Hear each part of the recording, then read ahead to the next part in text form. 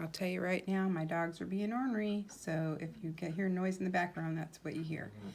The problem here we have is asking about the ideal air to fuel ratio, and it's saying that, you know, when it says air to fuel, and it's a ratio, ratios usually have colons here, or you can write them as a fraction.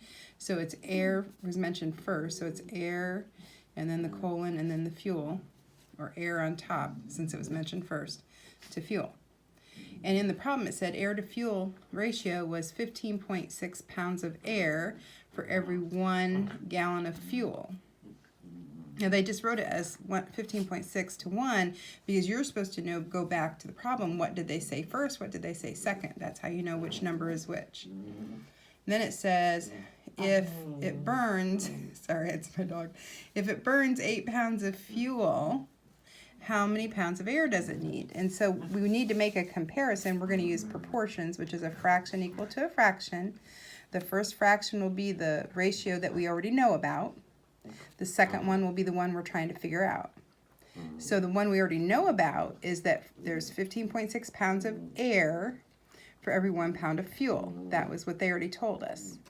So now we're going to make another fraction, and the part they've told us is that we know we're using 8 pounds of fuel, and I put the fuel on the bottom here because I have the fuel on the bottom here. We have to make sure these are set up carefully.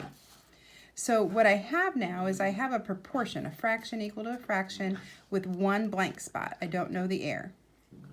And anytime you have this situation where it's a fraction equal to a fraction with 1 blank spot, all you have to do is cross multiply where you can and then divide by the number that you didn't use yet. So I can't cross multiply this way because there's no number sitting here.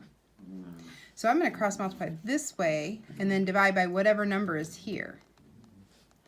And so cross multiply where you can and then divide by the number left hanging. So I did that. I came up with 124.8, but the directions said round to the nearest whole number, which means the ones place.